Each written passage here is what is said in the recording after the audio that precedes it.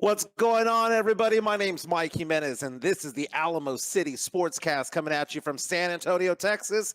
It is Monday morning, going into Monday afternoon right now. Hope everyone had a fantastic Thanksgiving holiday, spending time with the family and all that stuff.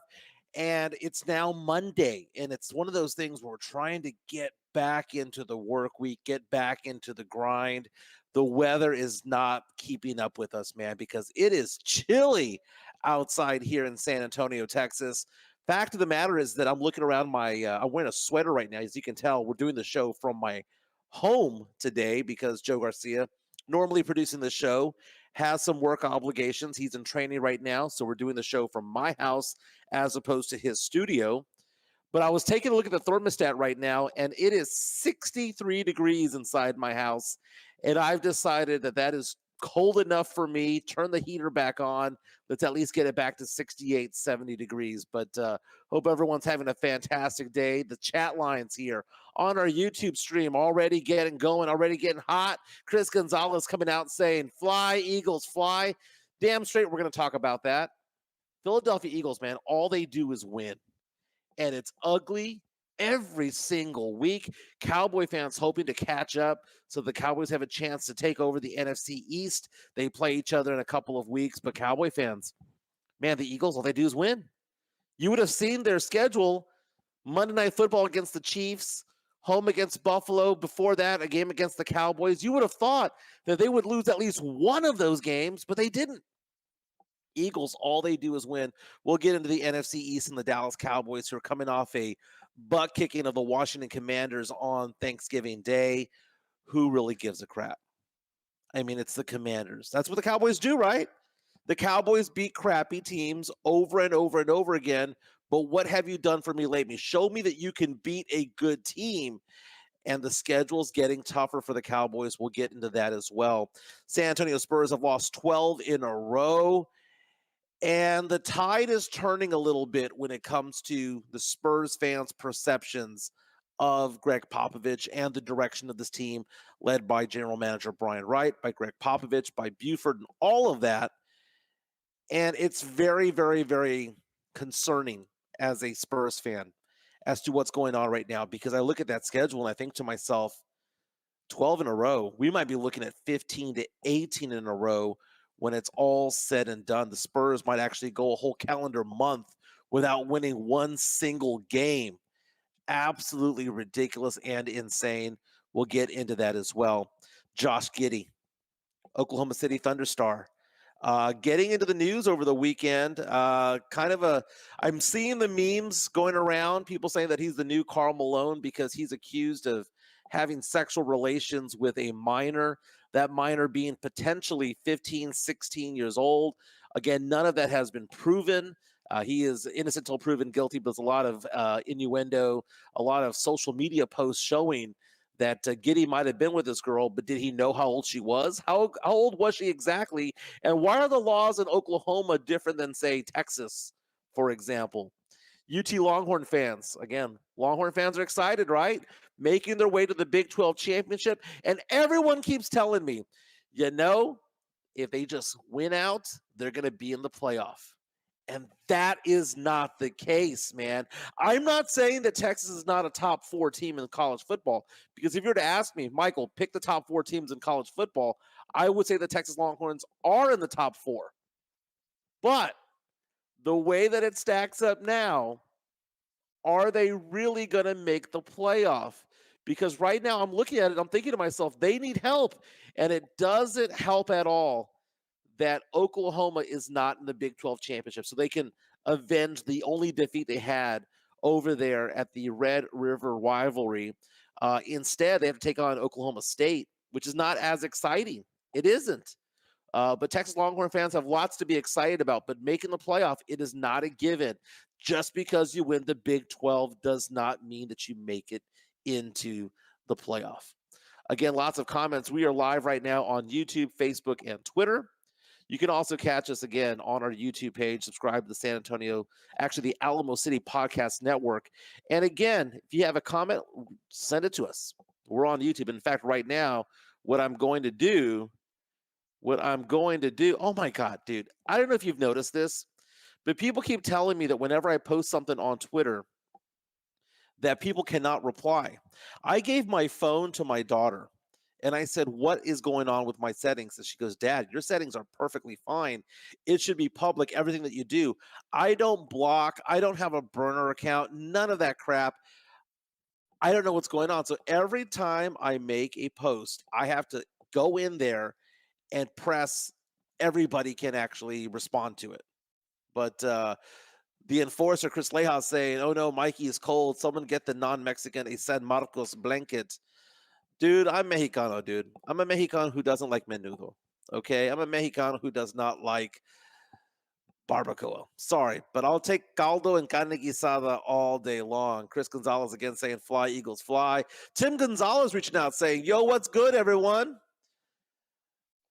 Tim Gonzalez reaching out saying, "Sad day that my coach Elko is heading to A&M." Okay, so UTSA fans kind of dodged a bullet there, right? UTSA lost to Tulane on Friday, not going to make it to the AAC championship as a result. The question was Texas A&M going to steal Trailer from UTSA? And apparently not so. Elko is going back. He was formerly the defensive coordinator of the Aggies up until a few years ago. Has done a fantastic job turning things around over there in Durham, North Carolina, where Duke plays. But they're not out of the woods yet, because theoretically, couldn't a team like, say, Houston try to poach Jeff Traylor? And would you even blame him if they did, right? Would you blame Coach Traylor if he decided to leave San Antonio for, say, Houston? I wouldn't blame him. And I know Houston's making their way is making their way to the Big 12, and the Big 12 is going to change because as of next year, there'll be no UT, there'll be no OU, so it's all going to change. The dynamic is going to change. But the fact of the matter is that it's still considered to be a Power 5 conference, and I would not be so sad or disappointed that Traylor would do that, because that would be the best interest potentially for his family to do that. So looking at Joe Garcia, let's see if he's put us on Twitter real fast. Joe Garcia, again, typically produces this show, but I'm kind of doing all things at one time, and I'm actually retweeting this right now. Let's go. And then now, because I just retweeted it, I now have to go in there and say, I can have everyone reply to it. There you go. There you go. STP11 saying, retire the coach, fire the GM, trade 50% of the roster by the deadline, talking about the Spurs. Mario Cavazos reaching out saying, how about the Saints? Can't beat crappy teams, right? They can't, dude. I was at HEB yesterday afternoon wearing my Saints polo shirt.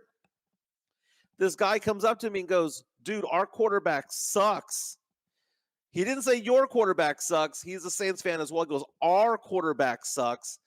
And I just kind of nodded with him, right? You know, that 92-yard pick six kind of just killed the game for the Saints. But it looks more and more like 8 or 9 wins is going to win the NFC South. So there's still a chance. There's still a chance.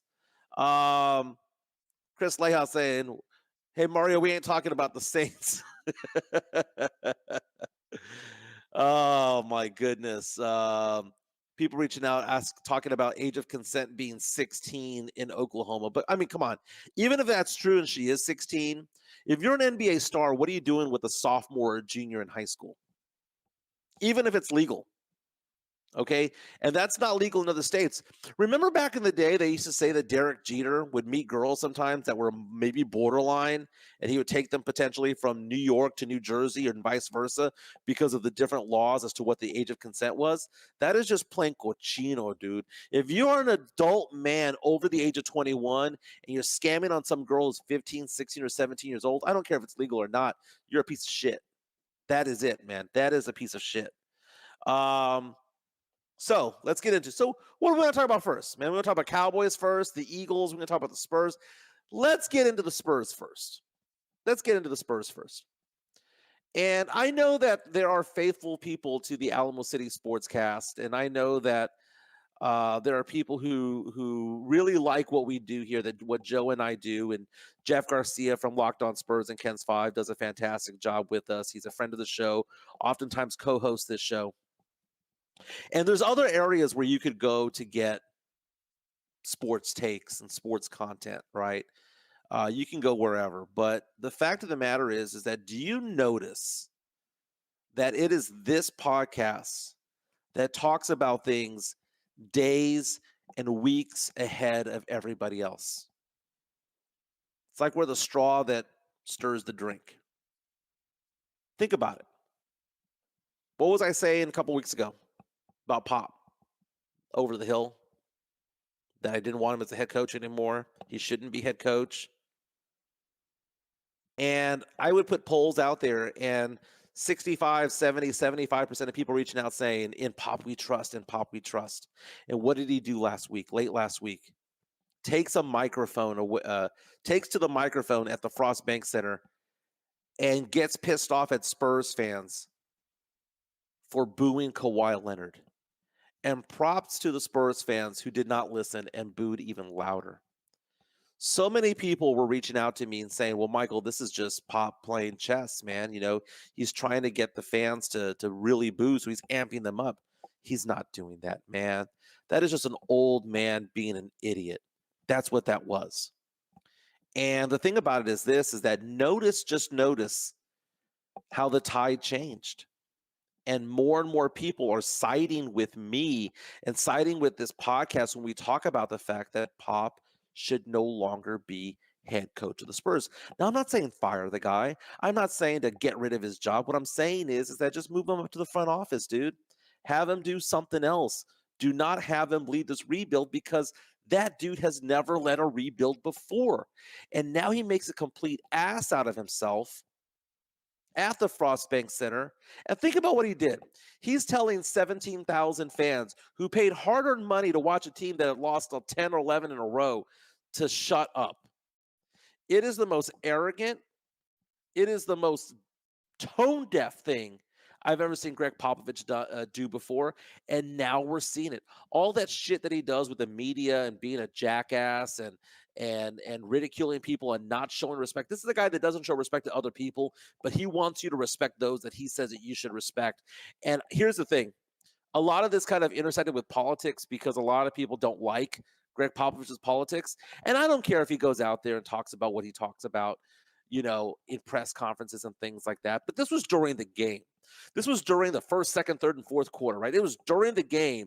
And he's grabbing the microphone to talk down to Spurs fans. And for the first time in unison, most Spurs fans gave him the finger by booing, by doing the opposite of what he wanted. And for so long, San Antonio sports media, all the local radio stations, most of the podcasts, most of those who write for publications have been like, no, Pop deserves the benefit of the doubt. Pop deserves this. Pop brought us 5 rings. Pop. In Pop we trust. The elephant in the room was there. No one was addressing it. The elephant in the room is he's not the guy for the rebuild. The elephant in the room is he's kind of a jackass. And we let him go. We gave him a pass for so long because he kept winning. 50-win season, ring in 99, 03, 05, 07, and 14. We gave Greg Popovich a pass because he was winning. But we're now going to have 5 years in a row of a losing record. And if you go back 8 years, collectively, the Spurs have lost more games than they've won over the last 8 years. It's nearly a decade. You know, the Spurs have lost 75 of the last 100 games. Name another head coach in the NBA right now who would still have their job if they lost 75 of the last 100 games, or if they were 100 games under 500 the last 2 years or 3 years. Name another head coach that could survive that. And the fact that I pointed this out, and suddenly what ends up happening is, I don't know if you noticed this, but the Current did a whole story about kind of like surrounding one of my takes on this show, how I called him a rotten piece of fruit, right? Saying that he was like a banana that's getting dark and ugly, like an avocado, you know, it's past its prime. And then all of a sudden, AM Hoops, which has 500,000 subscribers, focused on one of my tweets as well today in one of their videos earlier this weekend. Now, I wasn't the only thing that they focused on, but it was actually part of the whole broadcast, and I was pretty excited about that. I heard other radio stations bring me up as well. Uh, and I found that to be funny because they're looking at me as though Michael Jimenez is an idiot, fake Spurs fan, and all of that.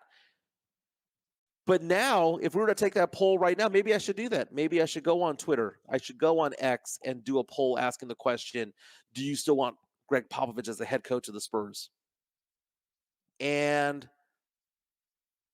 why is it that now I think more people agree with me than don't? Where are all the apologies coming from? Because they're none. I haven't seen very many apologies on Twitter going, hey, Michael, I know we called you a fucking idiot 2 or 3 weeks ago, but now everybody agrees with you. It's because I identify something early and I expose it and I tell you things that you need to hear, not what you want to hear. And that is the thing. So I was thinking about Greg Popovich's arrogance the other day. Actually, it was last night as the Spurs lost their 12th in a row, lost to the Denver Nuggets. And that's to be expected. The Nuggets are a much better team, right? I wasn't expecting the Spurs to go in there and beat the Warriors the other night or to beat the Spurs. I mean, beat the Nuggets on the road. Wasn't expecting that. But the fact of the matter is that I was thinking about Popovich's arrogance and think about the excitement that Spurs fans had when we won the draft lottery back in May. Think about how excited we were, how amped up we were.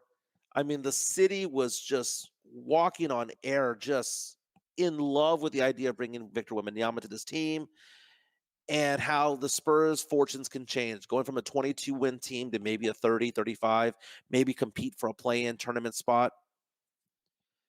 And Greg Popovich did not read the room. Brian Wright did not read the room. The room was, a lot of us didn't like the fact that the Spurs tanked last year, but because we won the lottery, we're like, okay, in unison, we're all going to get together and say, now it's time for us to try to win games, right? We're not in it for the tank anymore. Let's do something. We got the franchise piece. Maybe let's spend a little bit of money on free agency. Let's do something. And think about the arrogance that Greg Popovich and Brian Wright had there. The arrogance of, we ain't going to do shit. The arrogance of, we're going to have Jeremy Sohan, who has never played point guard in his life, play point. And the fact that he is ranked as the worst point guard in the entire NBA. That's not me saying it. That is stats and analytics from ESPN. Think about all that. And they start shoveling that shit down our throats right now saying, no, he's getting better. I mean, by the day, he's getting better. And even the Sohan fans out there, there's a lot of you out there who've come around to my side saying, yeah, we're done with this experiment. We're done with this experiment. We want Sohan back at power forward so that he can excel. We're afraid that he's going to lose his confidence. We're afraid that he's going to be harmed by this. And we're taking a look around at Lonnie Walker doing well with another team. We're going, well, wait a minute. Maybe the Spurs don't develop talent like they used to. And do you think Wemby's happy with a team that has lost 12 in a row? Do you think that Wemby is happy that maybe that the Spurs don't have any veteran leadership out there? Do you think Wemby's happy by the fact that they didn't do anything to improve the team in the offseason? We wasted the guy's rookie season. And the arrogance of Greg Popovich when the city was on fire after winning the lottery to say, screw all of you guys. I'm going to run this experiment that's bound to fail of Sohan at point guard. The arrogance of Greg Popovich to go out there and say, you know what, we're just going to see what we got. We're going to see what we got. Either they're tanking right now or Greg Popovich doesn't know what the fuck he's doing in a rebuild. And are you going to be happy with either one of those answers? Because it's one or the other. Either they're outwardly tanking again or Pop doesn't know how to do this rebuild. And am I the dick for saying this? I was the dick for saying it first, right? People were like, Michael, dude, calm the F down. Calm down.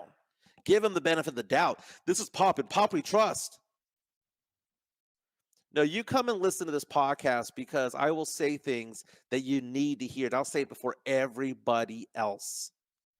And I don't know why other radio stations, columnists don't say anything.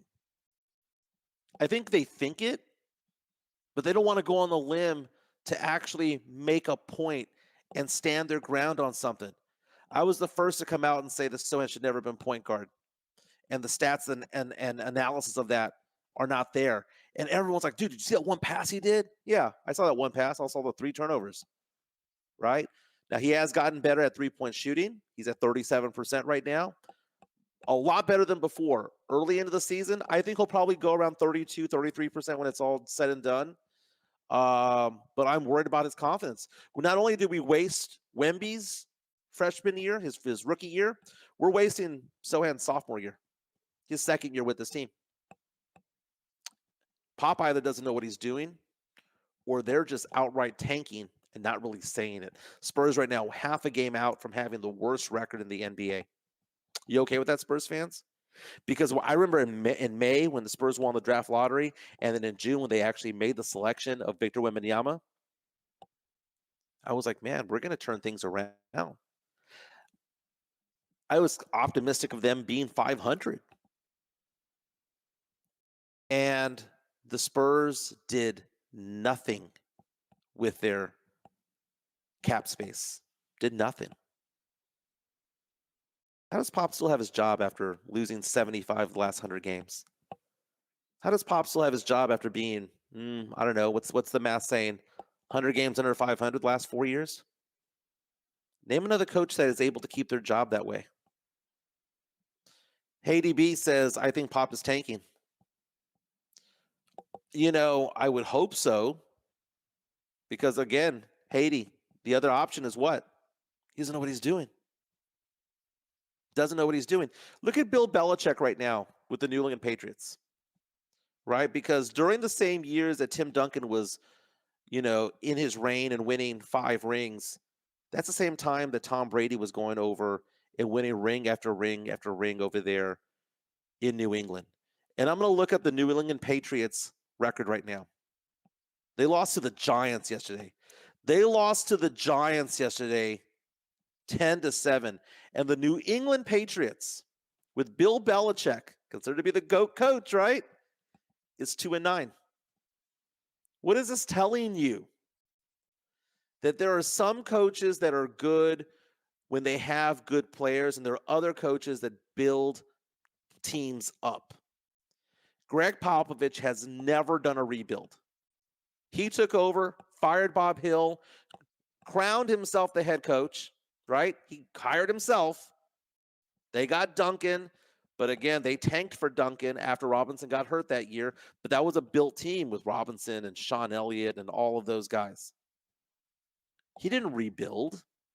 He had a good 50-win team that brought in Tim Duncan, who was 4 years at Wake Forest. Pop has never done a rebuild. Never. And when Tim retired and Monty went to Charlotte, Parker went to Charlotte rather, and Monty retired, and they were trying to retool with Kawhi. Then they fumbled that whole situation with Kawhi Leonard. Pop wasn't given any blame for that. It's always because, Uncle Dennis. It's always because of Kawhi. It was never because of Pop, right? Maybe it was. Free agents don't want to come here. Why? Small market? Possibly. Could it be because of Pop? Could it be because the Spurs way is bullshit in the year 2023? Think about it. When you see somebody failing at something over and over and over again, and the common denominator is one entity, one person, then they have to be the problem, right? If someone says that they're bad at love and the only common denominator they have is themselves, maybe it's just them, not the other people. Greg Popovich right now is circling the drain right now when it comes to his legacy. Imagine him staying another 2 or 3 years, having 5 rings, but having 7 or 8 losing seasons in a row upon retirement. What would he be known for more? It tarnishes it all. Had he retired in 2014 the way he should have, after defeating LeBron James and Dwayne Wade and Chris Bosh and getting that revenge series from 2013, had he done that, Greg Popovich would be considered the GOAT of all time, maybe even above Phil Jackson. That's another coach that never did a rebuild. Instead, we're seeing 8 seasons in which the Spurs have had 5 losing seasons and 3 mediocre ones. And we had players like Kawhi Leonard. We had players like LaMarcus Aldridge, all-star. DeMar DeRozan, all-star. DeJounte Murray, who became an all-star. Derek White, who's a big contributor for the Boston Celtics now. I'm sorry, man. I'm sorry. I've been saying this shit for years.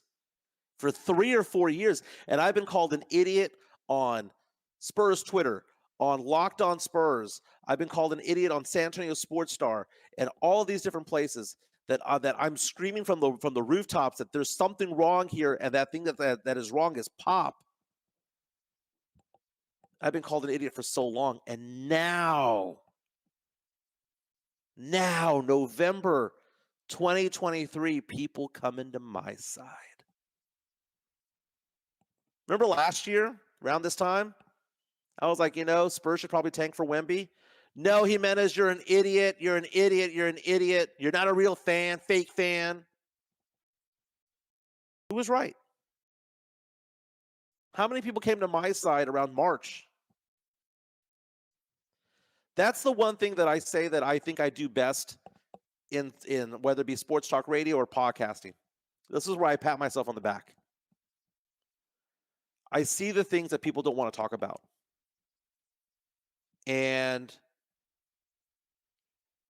I bring up a conversation piece that people don't want to talk about because they don't want to believe it. And then ultimately, when they do side with me, they'll never say so. They'll never come up and say, you know what, Jimenez, you're right. Josh Jimenez saying Pop is the Belichick of the NBA. SCP-11 saying local media is basically Spurs PR. Well, because the Spurs are basically state-run media, basically is what they do.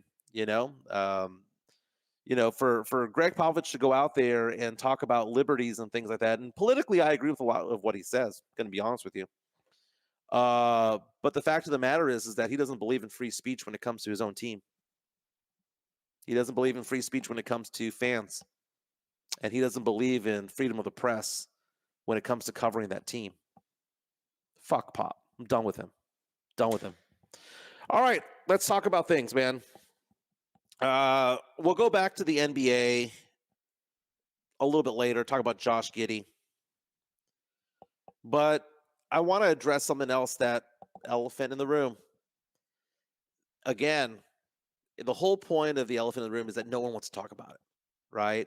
People might see it, but they want to ignore certain things because they don't want to believe that something's possible. And one of those things I want to get into right now is something that I brought up on Twitter over the weekend, which is the Texas Longhorns are not a lock to make the playoff. They go out, win the Big 12 championship, beat Oklahoma State. Fantastic season, just one loss. Went into Tuscaloosa, beat Alabama in week 2 of the college football season. Only loss was a last-second play to Oklahoma on a neutral site. Oklahoma, which is a top 15 team. Doesn't make you a lock, man. And I'm not saying that UT deserves or doesn't deserve to be in the playoff. In fact, I do believe that the Longhorns are a top 4 team in the college football this year. I believe that. But it's not a lock. In fact, I would say that they need a significant amount of help to go get into that playoff. First things first, Michigan beat Ohio State over the weekend. It was a very dramatic game. But Texas needed Michigan to lose in order to get a little bit of a bump up a little bit. But Ohio State playing them really close and almost winning in Ann Arbor makes it difficult. Makes it difficult because you got to give some props to Ohio State for that. Ohio State will not be in the Big 12 championship because I believe Michigan's playing Iowa. Michigan should win that pretty easily. So Michigan will be undefeated and therefore will make the playoff. You have other teams out there like in the Pac-12. Oregon, Washington. Washington undefeated right now. Oregon right now. Winner of that game is going to make the playoff, right? Because if Oregon wins, they're a one-loss team. They're a conference championship, and they would have taken out an undefeated team in December. So winner of that game gets in. Florida State is undefeated right now. And Florida State is playing with a backup quarterback, and they are not one of the 4 best teams in college football. But how do you exclude them from the playoff if they're undefeated and they're in a Power 5 conference? I mean, I know it's not as strong of a conference as the Big Ten or the Pac or maybe even the Big 12, but they're undefeated. They get in. Where it gets sticky right now involves the SEC. And this is where UT fans get pissed. Georgia wins, they're in because they're undefeated. And at that point, Texas is not in, right? Because Georgia wins, Michigan wins, Pac-12 champion is in. No more spots. There's no more spots because, Georgia's in, Michigan, Florida State wins. There's no more spots. There's only 4 spots in the playoff this year. But what happens if Alabama beats Georgia? Are you telling me that Texas is going to leapfrog over Georgia to be in the playoff? Why? Georgia has been the number 1 team in the entire country all year long. They're making it into the conference championship of the strongest conference in all of college football. And if they lose to a decent Bama team, who, by the way, barely won against Auburn, that was a very dramatic game they had there in the Iron Bowl, I believe that Georgia would still be a top 4 team. And Bama would get into the playoffs simply because they're the SEC champion. And a lot of Longhorn fans are like, but we beat them early on. We beat them in Tuscaloosa. The number 1 team, the conference championship, the conference winner of the strongest conference is going to make it. And that's Bama. If Bama beats Georgia. So again, let's rewind this a little bit. Georgia wins, they're in because they're undefeated. Florida State wins, they're in because they're undefeated. Washington wins, they're in because they're undefeated. Oregon wins, they're in because they're a one-loss team who was ahead of Texas and beat an undefeated team in the conference championship game. Florida State wins, and they're undefeated, they're in. The rub is Bama beats Georgia, all hell's going to break loose. Because Bama gets in. It's not an argument of Bama versus Texas. That's the problem. And people are reaching out right now saying, well, but we beat Bama. We beat them on the field. That's not the debate. Bama gets in because they're the conference champion of the strongest conference in all of college football. So that is no longer an argument. The debate is not Texas versus Bama. It is Texas versus Georgia. And then, Longhorn fans are going to be like, well, we beat the team that beat them. And Georgia's argument could be, dude, we were the number 1 team all year long, and we're in the strongest conference. And oh, by the way, our loss was to Alabama. Your loss was to Oklahoma, and Oklahoma didn't even make the Big 12 championship. Who had the better loss? And it's not like Texas can do style points by beating Oklahoma State, because who gives a shit about Oklahoma State? Who cares? Now, is Ohio State going to be in the mix? There's a possibility of that. There would have to be a respect factor. Now, do I believe Texas is a top 4 team in college football? Yes, they are a top 4 team in college football. They are. Like, if you were to say rack and stack them, who I think is actually better than the others, the eye test and all that shit, I would say Texas is a top 14, probably number 4, to be honest with you. Maybe 3. I don't think 1 or 2. As high as 3, more than likely 4. But that doesn't mean that they're going to get in. Again, Georgia wins, they're in. Washington wins, they're in. Florida State wins, they're in. And all 3 of those teams are favored to win. Oregon State wins, they're in. I'm sorry, man.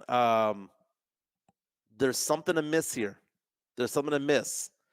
I hope Texas gets in because I'm from Texas and I'll cheer for them. But Bama wins that?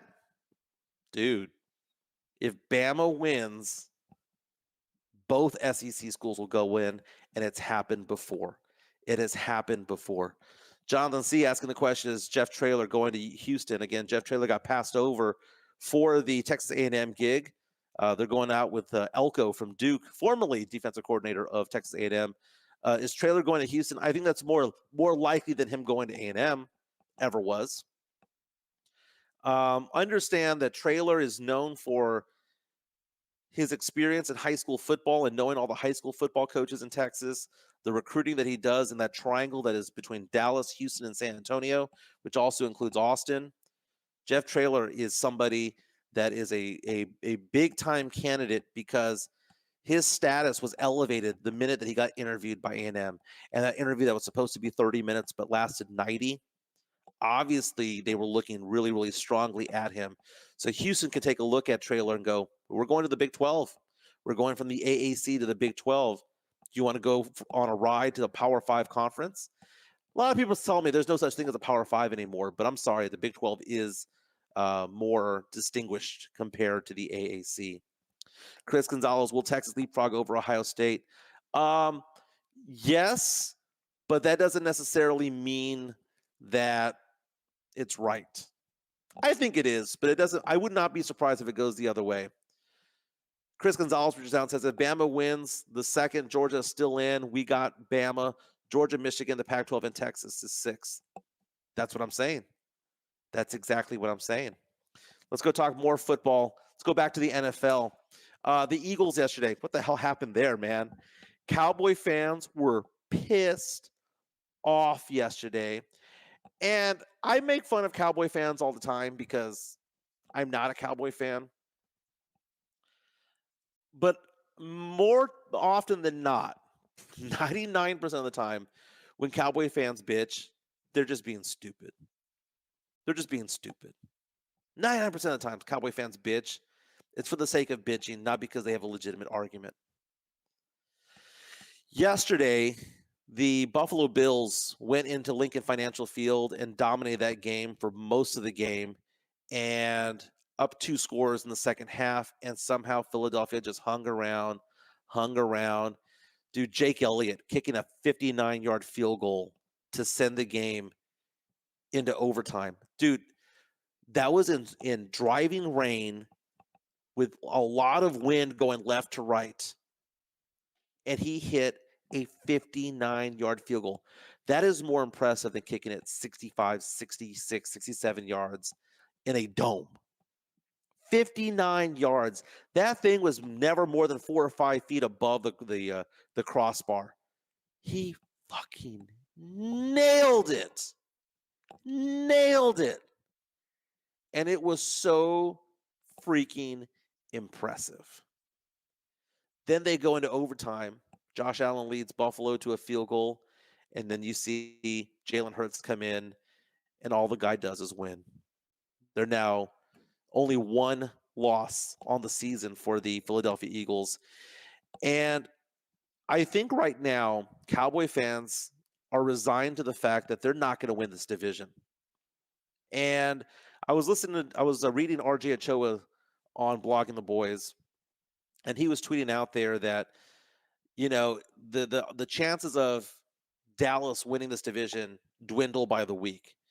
And one of the things about it is that both teams had a buzzsaw of a schedule at some point. And I saw this 6-game stretch that Philadelphia had, and I thought to myself, man, they'd be lucky to go 3-3. If they're 4-2 in this stretch, they'd be on fire. I mean, they would be uncatchable. Right now, they're 10-1 in the NFC East. Dallas Cowboys at 8-3. So if you take a look at what the Eagles did, well, they held on to beat the Cowboys. Cowboys were 6 yards away from winning that game at Lincoln Financial Field, and they held on to win. Then they go out on Monday Night Football and hold on against the Kansas City Chiefs, the Super Bowl champions over there. And then yesterday against the Buffalo Bills, Josh Allen had himself a game.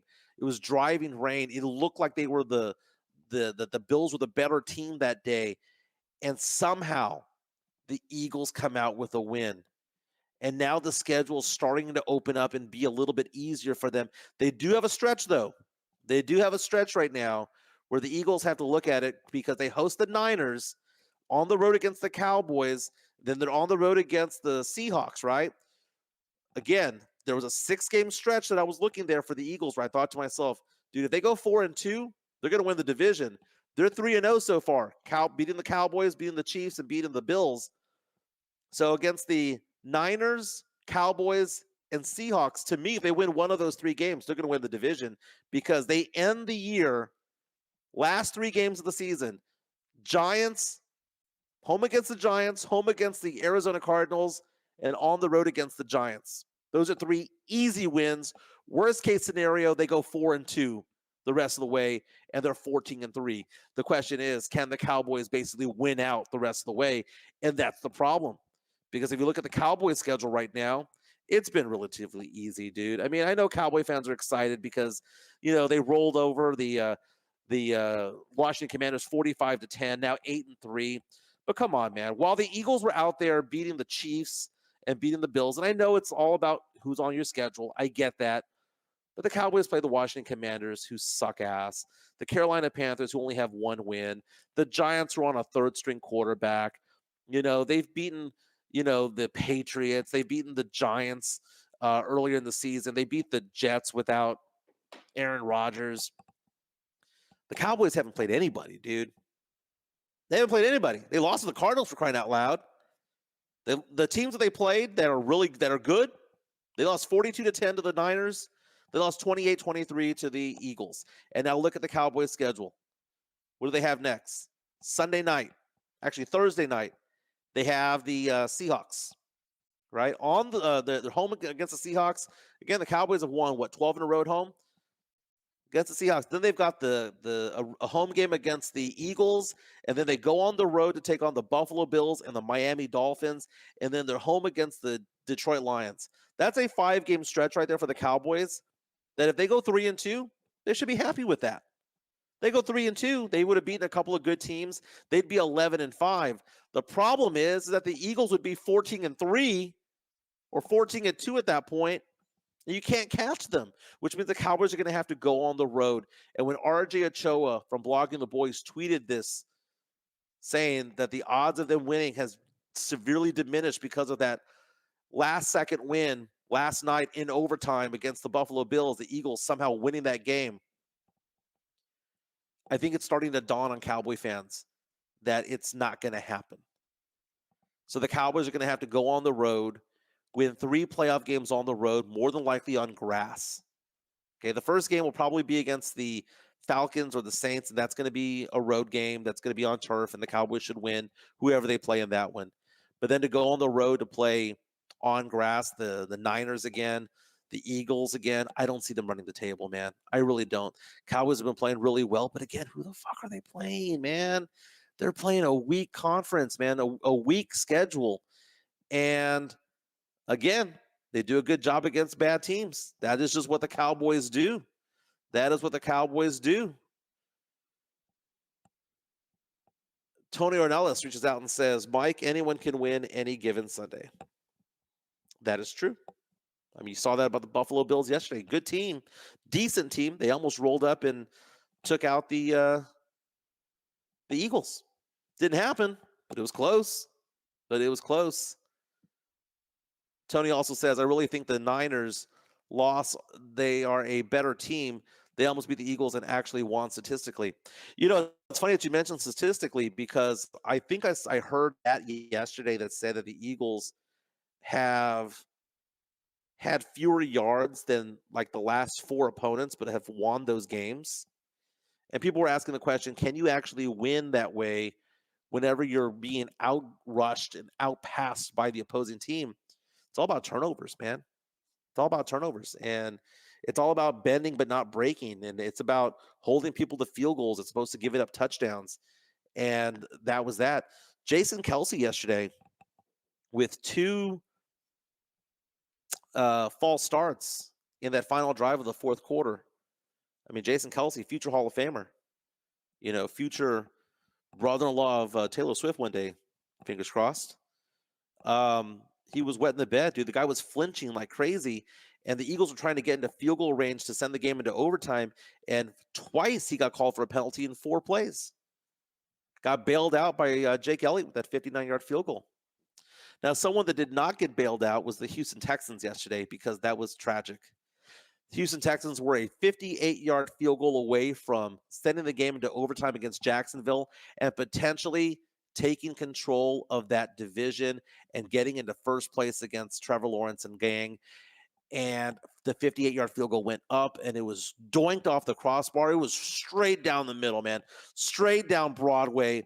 It was about half a yard short. Had he kicked it a foot or two further, it would have dribbled over, and they would have gone into overtime and potentially led to an overtime victory for the Texans, but it didn't happen.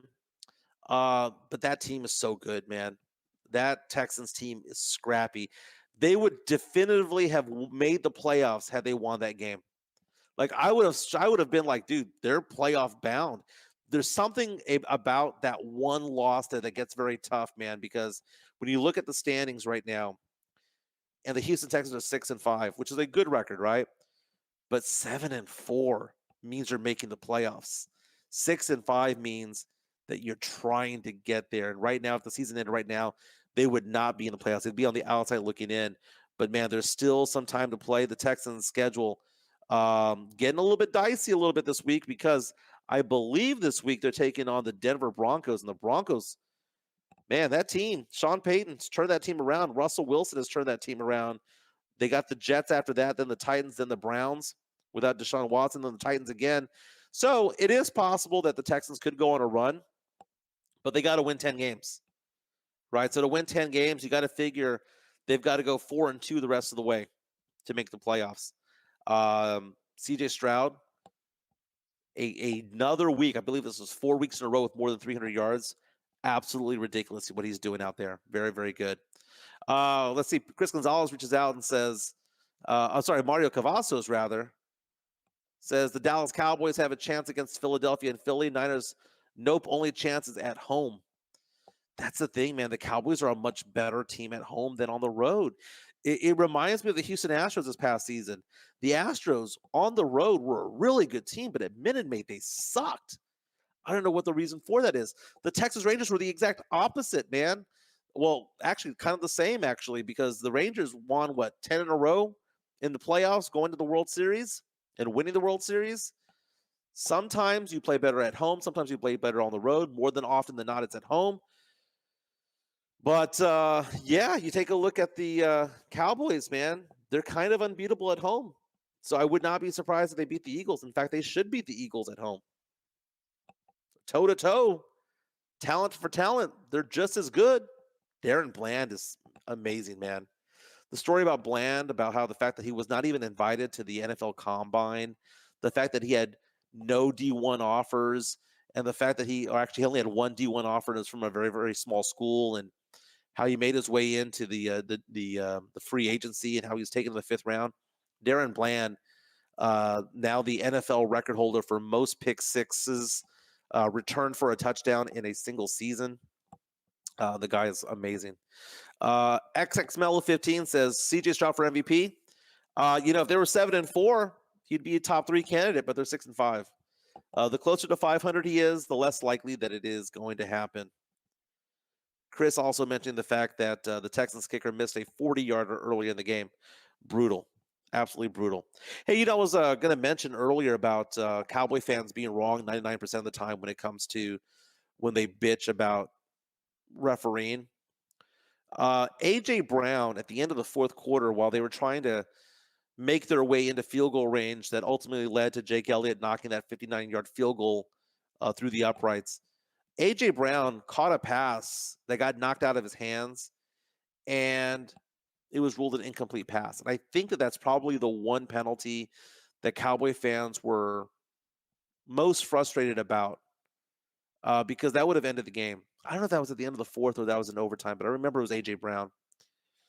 And it brings up the whole Dez Bryant thing. What is a catch? To me, that was a catch. It was a catch. But again, letter of the law, last minute of the game, in football, for some reason, it's 2 feet down and a football related move. He caught the ball, 1 foot down, 2nd foot down, but because he did not turn up field and the ball gets dislodged, it's not a catch. I've never understood that rule. Never understood that rule. And Cowboy fans still salty over a decade later because of the whole Dez Bryant, did he catch it or not? I can see why Cowboy fans are pissed off about that call and a couple of other calls as well. I thought it was a catch. Like, spirit of the law, not letter of the law. Letter of the law, the officials were right. But spirit of the law wasn't the case, man. But the Eagles right now at 10-1, 2 games ahead of the Cowboys. It's going to be difficult for the Cowboys to catch up to that team. Again, the Eagles have a few more tough games to go, including one not this week, but next week against the Cowboys, rather, in Jerry World. But after that, man, the last 3 weeks are going to be automatic wins. So, I don't think the Eagles are going to lose. They're going to be the 1 seed. Cowboys are going to be battling for that 5 seed. There's a big difference, though, because that 5 seed against the NFC South champion, you want to get that matchup because that's going to be an easy win for the Cowboys when it's all said and done. All over social media this past weekend was the topic about Josh Giddey, the star for the Oklahoma City Thunder. I mean, what position did he play? Point guard, shooting guard, small forward? He's a little bit of everything. He's a jack of all trades. The guy can shoot. The guy can distribute the ball. He can rebound. He's a little bit of everything, right? And Josh Giddey got in trouble somewhat. He's being investigated because some social media posts surfaced that showed that he may have hooked up, had sexual relations, allegedly, with somebody who was underage. Now, how do you describe what underage is? Well, underage could be under the age of 18. That's the way that I see it because I'm in Texas, and most states have the age of consent being 17 or 18 years old. But apparently in Oklahoma, where he's from, or where he's playing, the age of consent is 16. And the question is the person that he was with, this girl that he was with, who posted a video along with her brother, basically bragging about the fact that she had sex with Josh Giddey. Like, I'm with an NBA superstar, right? He's 21 years old, and he's a very good player. And don't get me wrong, I remember being 21 and horny, dude. I mean, dude, I'm 46 and horny half the time. I remember those days. But never would I have gone down to the, you know what, I'm going to go hook up with a high school sophomore or a high school junior. And there are some allegations out there that this girl might have been only 15 at the time. But again, there's no proof or of that yet. That has yet to be confirmed. But let's go ahead and say that worst case scenario, she was 16. And let's say that it's legal there in Oklahoma. Are you still okay with it? Because I'm not. I'm not. Because it just shows the maturity level of this guy, and the guy going on social media to be a complete idiot to post all this stuff saying, I'm going with my girl back home. I'm doing this, that, and the other. And for him to allow her to videotape him is lunacy. It's stupid. And there's got to be some responsibility when it comes to social media, because I understand that they want to be on TikTok, they want to be on Instagram, they want to be on all of the platforms that are out there. And I'm okay with that. I want them to do that. But it needs to be responsibly done. And this guy set himself up, man. Now, I do see these stories, but I don't know how substantial any of these details are coming out saying, oh, well, he met her at a bar, so he thought she was 21. I don't know. Where the hell did that come from? Where did that rumor come from? But the fact of the matter is that the NBA is investigating Josh Giddey. I don't know if authorities are investigating as well. But this could be something that has legs when it comes to like following him around, because we saw what happened with Josh Primo. Josh Primo was out of the NBA for a while, is now part of the Clippers organization, but was out for quite some time. And which is worse? Which do you think is worse? If Josh Giddey is hooking up with a 16-year-old girl, or is it worse that you had Joshua Primo repeatedly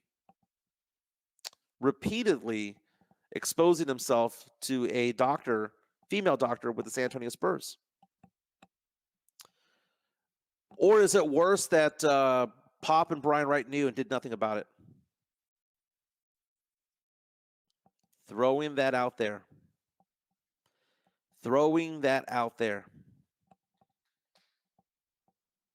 It's amazing. Amazing what they got away with, man. Mellow 15, which is out, says, who's your top 4 in the college football playoffs right now? Okay. If you were to say, Jimenez, rank the teams do you think are going to that should be in the playoff, right? That should be in the playoff. I would say, well, you've got to go with the undefeated teams, right? You've got to go with the undefeated teams. So let's see. I'm going to get out the rankings right now. Which, by the way, I know the CFP rankings are different than the AP Top 25, but the AP Top 25 right now has Michigan at 1. I'm sorry, Georgia at 1, Michigan at 2. Georgia with 52 first place votes, Michigan with 10 first place votes, Washington at 3, Florida State at 4. So look at that. You've got 4 undefeated teams right now. So as of right now, wouldn't you say that it's Georgia, Michigan, Florida State, and Washington because they're undefeated, right? So if Georgia wins the SEC championship game and beats Bama, they're in. Michigan beats who they're playing? Indiana? Iowa, rather. They're playing Iowa in the Big Ten championship game. They're in. Washington beats Oregon in the Pac-12 championship. They're in. Florida State wins their ACC. They're in. And then the question becomes, well, okay, so Texas fans like, well, we just got to take care of business, right? And then one of those teams falls and we just move on in. I don't know, man. Because if Oregon beats Washington, they're in because champion and they were ranked higher to begin with. It's more impressive for Oregon to beat Washington than it is for UT to beat Oklahoma State. And then if Bama, who's ranked number 8, wins the SEC, are you telling me that Texas is going to leapfrog Georgia? So if you're to say, Michael, who are the top 4? It has to be the undefeated teams: Georgia, Michigan, Washington, Florida State. But it's an absolute joke, by the way, to think that Florida State is a top 4 team. They're not. They're not with a backup quarterback. Oregon's better than Florida State. Ohio State's better than Florida State. Texas and Alabama are better than Ohio State. Next year, I believe they go to a 12-team playoff. Now, as far as bowl projections, let's get into that because UTSA lost to Tulane. I stopped counting the number of turnovers UTSA had when they got to about 5. When they got to about 5, I was like, I'm going to quit counting, right? So we have the updated bowl projections from CBS Sports. It's a guy named Jerry Palm who makes predictions out there. His predictions, by the way, get this, man. He predicts that on New Year's Day, the Texas Longhorns would play Tulane, who UTSA just played the other day, would play them in the Fiesta Bowl. That would suck for Texas, man. For Texas fans to go like, yay, we made a New Year's Day bowl. Tulane? Dude, they would roll Tulane by 40 points, dude. As far as other teams out there, so as of right now, the CBS Sports has the playoff being Georgia against Oregon. They think Oregon's going to take out Washington, and they have Michigan playing Florida State in the semifinal. Projection of Texas playing Tulane, Orange Bowl being Ohio State and Louisville. Peach Bowl being Missouri and Penn State, and Bama taking on Washington in the Cotton Bowl. As far as the other bowls are concerned, the two that I'm most focused on, actually the three that I'm most focused on, involved UTSA, Texas State, and the Alamo Bowl. Now, when it comes to the Alamo Bowl, the projection right now is Oklahoma Sooners taking on the Arizona Wildcats. And let's look for UTSA, because I believe UTSA is projected to be in the 68 Ventures Bowl, if I'm not mistaken. Let me see. Let's see here. UTSA. SMU would be in the Liberty Bowl, according to CBS Sports. A&M would be in the Music City Bowl. My LSU Tigers in the Relia Quest Bowl. Let's see here. Air Force in the First Responder Bowl against Appalachian State. UTSA, yeah, in the 68 Ventures Bowl, which is in Mobile, Alabama. If that was to happen. Mobile, Alabama, I mean, not exciting, but, we can head out there on December 23rd to go check that out. They would be playing Georgia Southern, which would not be very exciting at all. The projection right now is that the Frisco Bowl on December 19th, which is the only bowl game that day, would feature Texas State taking on Rice. Texas State taking on Rice. Again, those are just projections for right now. Real fast, want to give a shout out to some of our sponsors. MCS General Contracting. I need to get them back out here.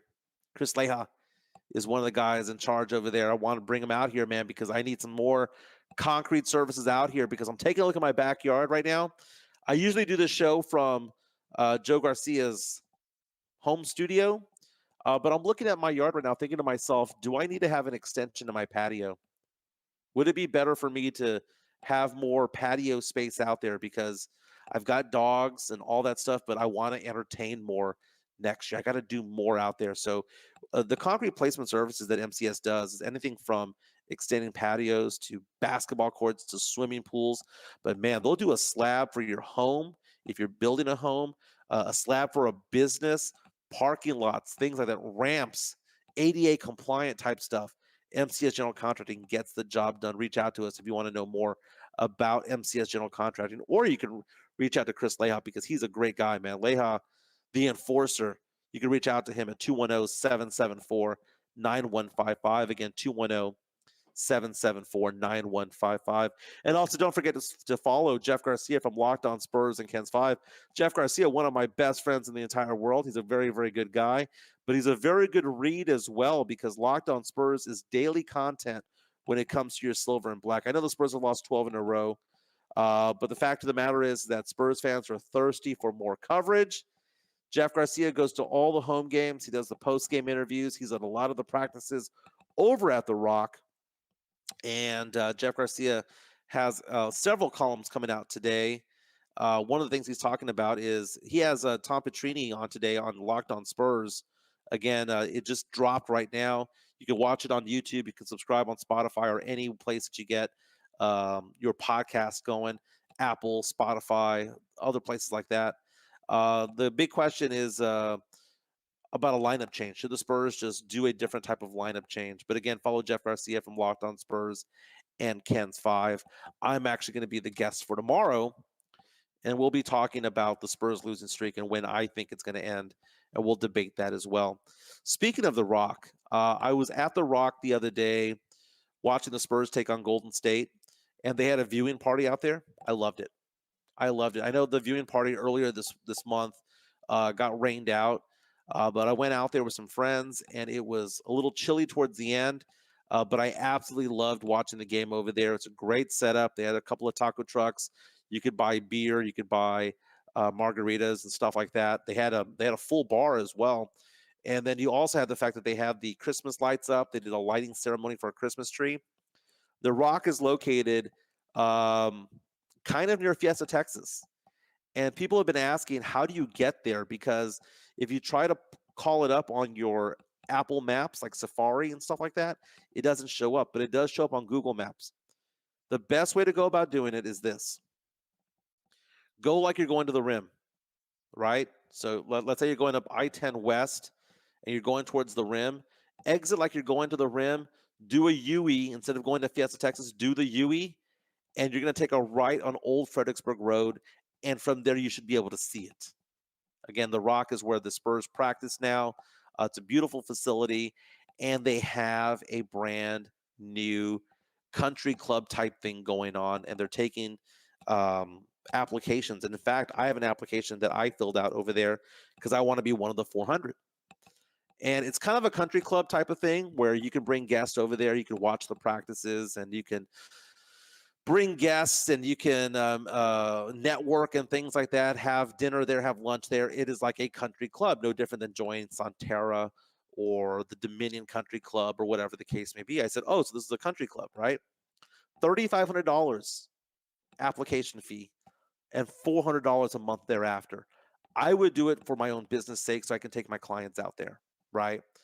But my question is that will they blackball me when it comes to this because I'm so outspoken about the Spurs? That is what I'm trying to figure out because I am a Spurs fan. And the thing about being a Spurs fan is that it doesn't matter if you're a Spurs fan or a Cowboy fan or an Astros fan or UTSA fan, you can have a different opinion, right? We don't have to all be in lockstep and believe that Pop is the greatest coach of all time and is the right person for this job. No, you can disagree. You can always disagree. We can have a debate about whether the Spurs should be continuing the process of having Jeremy Sohan play point guard. It is okay for sports fans to disagree and still be fans of the same team. But I wonder if I get blackballed. We shall see, because I'm going to be doing my application process on December 5th to become part of this membership group over there. This country club type thing going on. And I'm not trying to, it sounds like money bags, right? Y'all make fun of Jeff Garcia for money bags, but I'm doing this for my business. If I was to do it, it's because I love the Spurs, but also because it provides an experience for my clients to go out there. And I look at different ways that I advertise myself when it comes to my financial practice. You know, I could do seminars, I can do leads, I can do all sorts of things. I spend money already in marketing myself. This would be my way of marketing myself. That's like, okay, I'm going to spend, $5,000 a year to do it. I was going to do it anyway. I'm just diverting funds from one part of my business to another part of my business. So it's not me being money bags, but I can see it as such, though. I can see if people make fun of me about that. But the Spurs right now have lost 12 games in a row, and right now have the third worst record in the NBA, half a game out. If you go to Tankathon right now and you take a look at where the Spurs would be drafting, the Spurs right now would have 2 picks in the lottery if the season ended right now. The Spurs would be projected to be the 3rd team picking in the draft. Now, I know that there's a lottery and all that stuff, but the fact of the matter is that if things kind of held to form, the Spurs would be picking at number 3, and the Spurs would be picking at number 10 as well, because that Toronto team, we have their pick. It's lottery protected. I mean, it's not lottery protected. It's top 6 protected. But as long as it's beyond number 6, we get that second first rounder from Toronto. As far as the mock is concerned, the belief is that the Spurs were picking at 3 and 10. The Spurs would get Alexander Sarr, a 7'1" power forward / center from Perth. And at number 10, get Nikola Topic, a 6'6" point guard from Mega Basket. I believe he's Serbian. Yeah, he is Serbian. It's funny because I get really into the draft, and usually I wait until about January or so to really start focusing on the draft. But this year, I'm going to be a little bit more aware of it all. If you take a look at that one player, Nikola Topic, that is considered to be one of the most intriguing prospects in the draft this year, because he's a 6'6" point guard who has the feel and touch of it all. And I wouldn't mind it, because point guards play point guard. Shooters shoot. You know, the whole experiment with Jeremy Sohan was never going to work, dude. You can give him 3 or 4 years. He's not going to figure it out. He's not. He's not a point guard. He's not. I'd rather him play power forward, man. Do what he does best. Stick around the basket. Stick around the basket. Pac on 2 reaches out and says, That's why I'm called a fake Cowboys fan, because I call it as it is, and I'm not a homer. I'm somehow a fake Spurs fan because I don't like Pop anymore. And it's not personal. I just look at the records, man. Spurs have lost 75 of the last 100 games. Why would I want to cheer for that? I want to cheer for a winning team. I'm going to cheer for the Spurs, but why would I want him in charge? Again, let's take a look at the last records for the Spurs, right? Spurs record by year. Right now, the Spurs are 3 and 13? Wouldn't most coaches be on the hot seat if they were 3 and 13 this year, 3 and 14 rather this year? After coming off a 22 and 60 season, a 34 and 48 season, a 33 and 39 season, a 32 and 39 season, wouldn't the head coach of any of these teams get fired at this point? What am I missing here? I'm take crazy pills here? Name another head coach that survives 32-39, 33-39, 34-48, 22-60, 3 and 14. But because he was a good coach a decade ago, we got to keep him still? How does that make sense? How does that make sense? Rudolph Gonzalez says, you cheered for Team Tank and now you're blaming Pop for those losses. Well, they never admitted to tanking. So, so if they were saying that they were tanking, then I'd be like, okay, well, let's go ahead and exclude that. Okay, so let's go ahead and exclude that then, all right? So let's go ahead and say that they were tanking, right?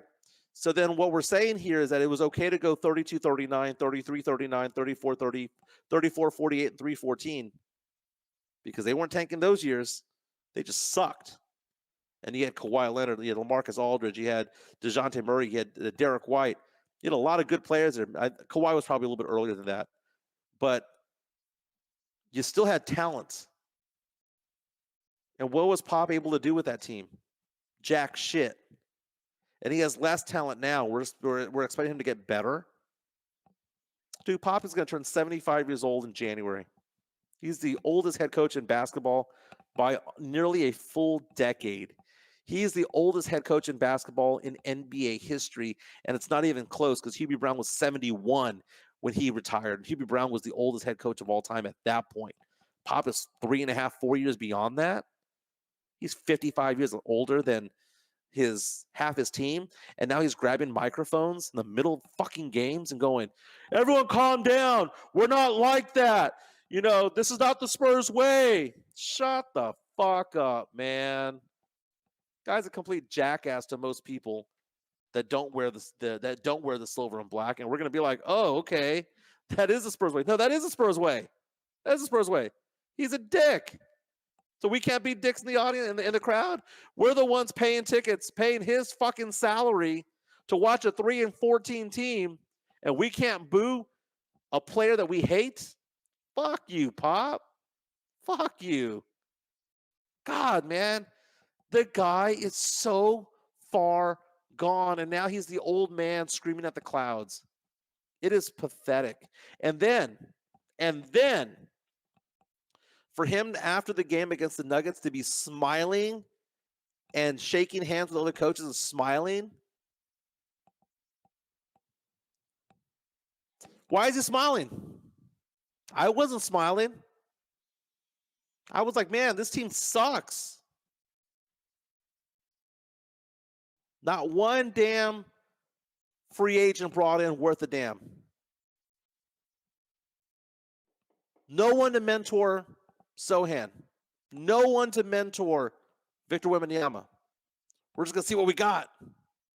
Well, we see what you got. We got a shit team with a shit coach and a shit GM who just happened to back in to the lottery balls on a 14% chance to get Wemby. Dude, if we didn't win the lottery and we got the number 4, 5, or 6 pick, would Brian Wright even have a job? Again, I'm going to put a poll out on Twitter asking the question about in Pop we trust, ? That's all it's going to say. Let's see what the answer is going to be, because I did that 2 weeks ago. And 2 weeks ago, 65% of Spurs fans were like, yeah, we do trust. And there were hundreds of people who responded. I bet you the number's less than 50% today.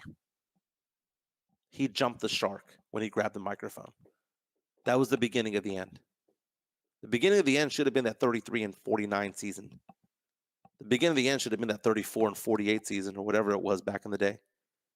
But when he grabbed that microphone and was so elitist, so arrogant, so tone deaf to tell Spurs fans to shut the hell up, and Spurs fans booed even louder, said a lot. It said a lot about Greg Popovich and what Spurs fans are now feeling. You can still love him and respect him for the 5 rings. Hall of Famer. I get it. If there was a Mount Rushmore of coaches, he'd be on it. I get it. But he's done, man. He's done. Would we want Tim Duncan playing basketball right now at 46? No. At some point, your abilities go away. It happens to players. I was watching the movie Moneyball the other day, and there's a line in Moneyball where it says something to the effect of, this is a kid's game, and at some point you're told that you can't play anymore. For some people, they're young, and for others, they're told at 40. It's like that with coaching, man. It's like that with coaching. At some point, you become too old to be good at it. That's not ageism. I mean, for every Tony La Russa or Dusty Baker in baseball, and even that's a little bit different. Because you have a good pitcher, I mean, that's a little bit different. But for every one of those guys, there have been 70 others, hundreds of others, who have been forced into retirement. Greg Popovich is not going to lead this team to a rebuild. And a lot of people reached out to me on Twitter saying, remember when he said that he wanted to leave the Spurs in a good position, that he felt obligated once they got Wemby? God, that was so fucking arrogant. Like he couldn't, like there was nobody else that could have done it. It was the height of arrogance. And think about all the good coaches who have left the Spurs that could have been the successor. We've had everybody from Mike Budenholzer, right? I mean, Will Hardy went out and had a good career. You've had Ime Udoka. You've had Becky Hammon. You've had so many different coaches that have gone through the system that have been part of Pop's tree. Steve Kerr was part of Pop's tree. Who's left? There's a photo on Twitter that I saw that showed all the Spurs assistant coaches or people who were wearing staff clothing yesterday, like the jackets yesterday. And it posed the question, do the Spurs have the most amount of assistant coaches? And I thought it was kind of funny, but Chip Engelland ain't one of them. You know, we're seeing right now Victor Wembanyama losing the Rookie of the Year by the day and Chet Holmgren winning. And Wemby right now struggling, being under 30% shooting from 3. He's got the form. He's got the rotation, but it's just not going in. Meantime, you have Chet Holmgren shooting 50% from 3, 90% from the free throw line. He's being coached by who? Chip Engelland.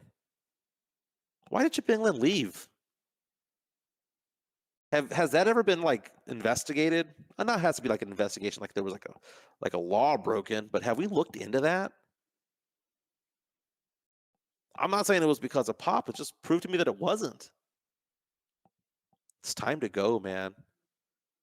Time to go. Josh Jimenez reaches out and says, I bet it's higher than 50%. 50% of those who don't trust in Pop anymore. The Pop cult followers are drinking some strong cult Kool-Aid. Or at least, okay, so he thinks that there's enough cult members that are going to be there. Pete Aguilar reaches out and says, time for Pop's ass to go. I'm with you, Mike.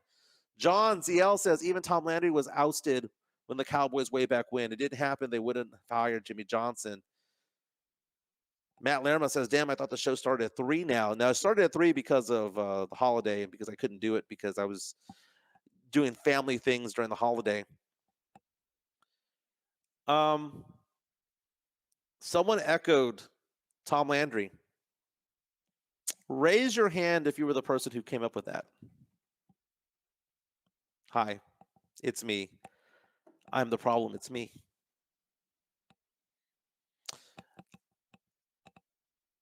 Identifying certain things before people want to talk about it, making people feel uncomfortable.